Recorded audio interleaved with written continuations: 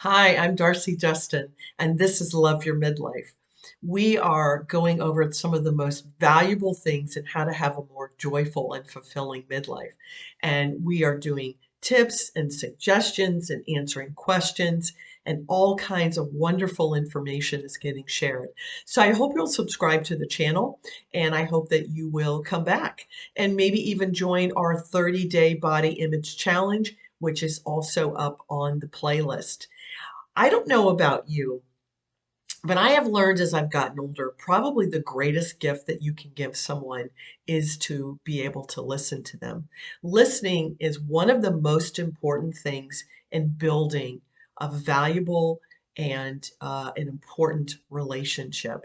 So, whether it's your children or your spouse or your friend or someone at work, you can be known as a person that really knows how to listen. And what exactly does that mean? When I became a life coach, I really was amazed that very little of my agenda and what I was interested in needed to be shared. What was really important in sharing about becoming a life coach was actually holding space for that person and really being more interested in what they had to say than in what I had to say. And that's not easy for us as human beings. We are so wrapped around in what we want to say next and how we want to control conversations. And so learning to become a life coach has taught me that listening is so incredibly important, and it makes the other person feel really, really valuable. So, being a good listener is a process. And I never used to be. I kind of grew up ADD. And when you are attention deficit, you are afraid that you're going to forget what you're going to say. So you know exactly what I'm talking about if you're ADD, or if you have hard time holding on to your thoughts. That can be difficult. And so you blurt out things or you interrupt people, and you don't mean to be rude. It's just this thought comes into your head and you're pretty sure in like the next 5 minutes you're not going to remember that thought. And so I had to break myself of this. And I'm really glad that I did.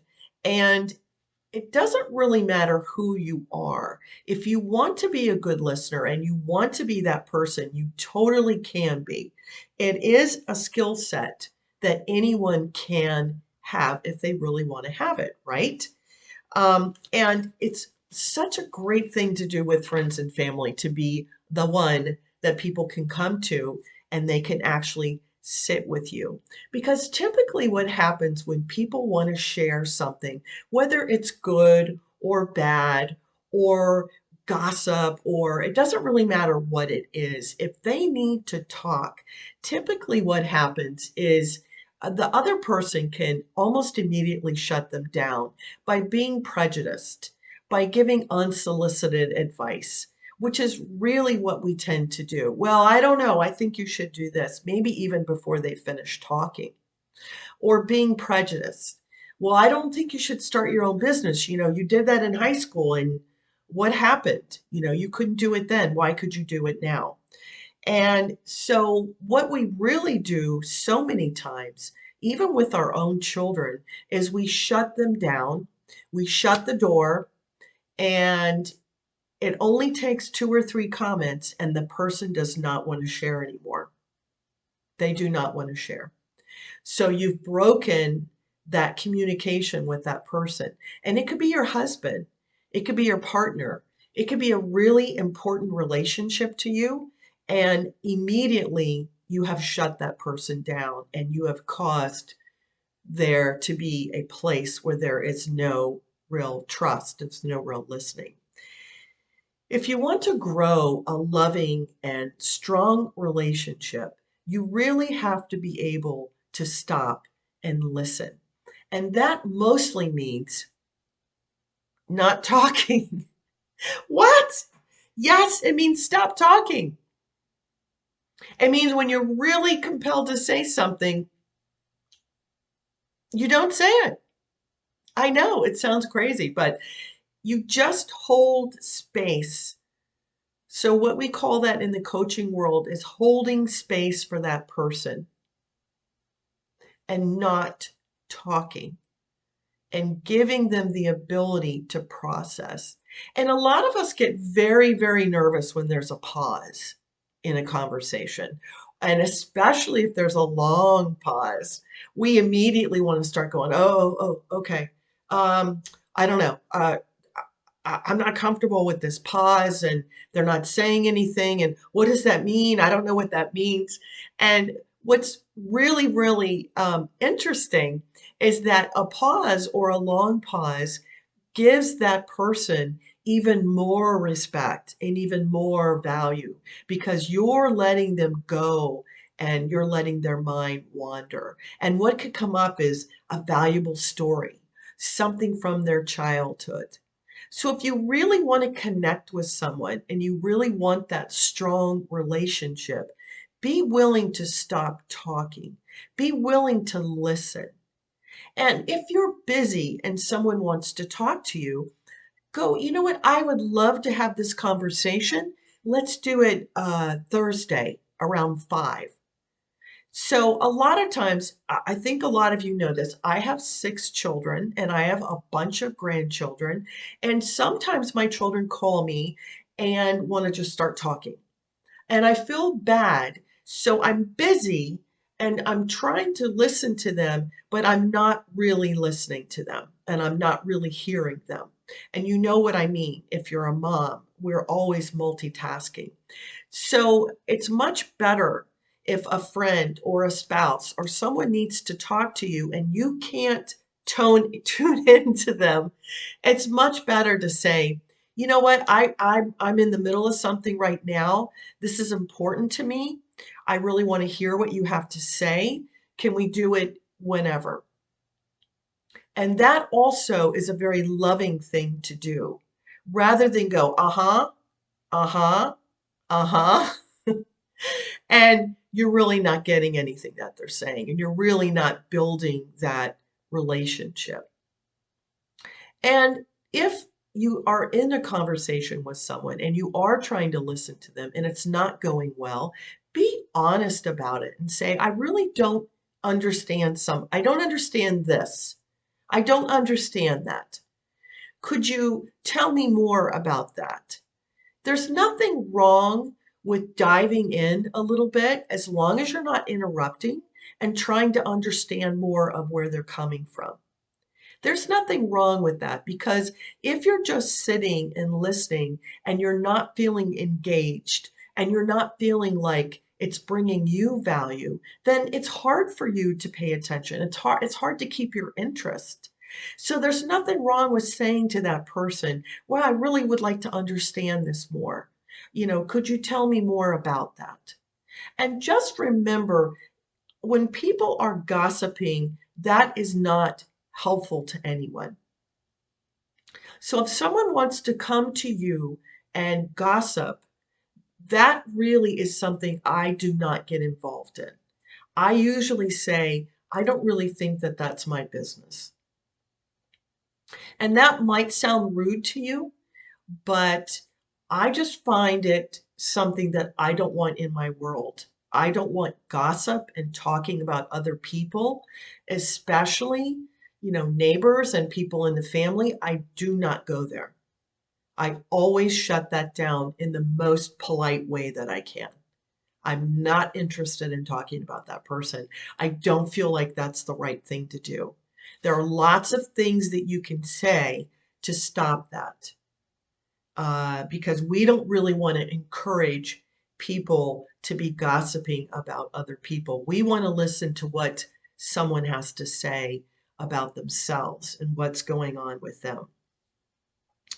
So, whether it is your 5-year-old granddaughter, your husband, your partner, your friend, the most valuable thing that you can do for them is to give them your time, your attention, and to listen to them.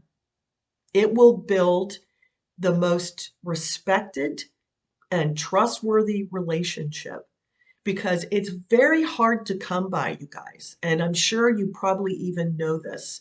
It's very hard to find people that really, really care, really want to listen, and really want to just know what's going on in your world. And I think that is something you might want to really think about. Some of the things that can come out of listening is there's some really important things that can come out of being a really good listener for you and for the other person. And some of these things are it builds trust, right? It builds trust and it builds respect. When you sit and listen to someone and you don't judge them and you don't sit there and interrupt them, they are beginning to trust you, no matter who it is. And people really want to feel safe and they really want to be able to trust someone. So think about how important that would be to give that to someone, especially someone you care about. It encourages openness and honesty, right? You're able to really sit there, and the longer you listen and the more information that they're able to share, they're able to be open and honest with you. How many people have that opportunity to be really open and honest with someone? Others feel not judged. So it's really important when we are listening to people that we don't judge them. And we just go, you know what? It's fine. This is a neutral zone. And I don't really have any desire to judge you. And I'm just here to hear what you have to say. It can reduce stress and anxiety for both people in the conversation. When someone is sharing with you and you're listening and you're wondering, wow, I was really wondering about that. I was really thinking about that. I was really worried about that, maybe with this particular person. So when you're willing to sit and listen and they open up to you, their anxiety goes down and so does yours. It can provide more clarity for you and the other person. So if this is someone you're close to, and they really want to share this with you, all of a sudden it can provide a lot of clarity and it can also push down a lot of confusion. Wow, I didn't really know that about this person. I didn't really know that they really wanted to go back to school. I didn't know this was such a big deal for them. And you can support them really just by hardly saying anything, just by being there and understanding and not judging them. And it will make them feel so wonderful. And we already kind of talked about love and respect, but it does move the relationship up to a whole new level of respect when you are willing to sit and listen. It also is an act of love, especially if it's a child or a husband and they come home from school or they come home from work and they really need to share. And you putting down whatever you're doing or letting dinner sit in the oven, whatever it is an act of love. It's an act of service and it's an act of love to know that that person needs you and you are willing to be there for them. It will also help uncover emotions for both of you. When someone has a safe place to share, their feelings and emotions sometimes will come up, and sometimes so will yours. So that actually could be something that actually it would be valuable for you. You can grow in patience and understanding. When you show up for someone and you are able to listen to them and have this time for them, it builds your patience. And a lot of times they're saying things that you don't really care about, maybe. You don't really want to know some of these things. But it builds your patience and your understanding. And that makes you a better person on this planet. doesn't it? Others will be drawn to you when you become an active, really, you have gained that skill. You are an active listener and you are able to hold space for people. I know that one of my children, this is really important for him. And even at college, he says, Mom, people come to me and want to talk to me, and it's because I will listen. That's pretty beautiful, right? So this goes all the way down the pike, right? When we do this, we teach our children how to do it. When we do this, we teach other people at work how to do it.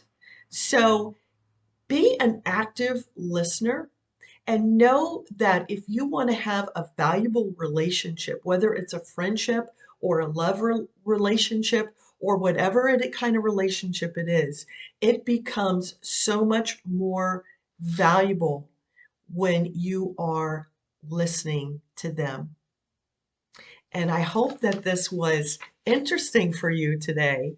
I am always thinking about how to have better relationships, and I'm always thinking about how I can give more. And the greatest thing we can give, in my opinion, is our time and our ears to listen, and not our mouths, not our juicy advice. No one really needs that. Sometimes they'll ask for it, but usually they just want to share. I hope that you have enjoyed this today. I hope that you will become a wonderful listener and it will improve your relationships. I promise you that. I will see you soon. Have a great day. Bye, babes.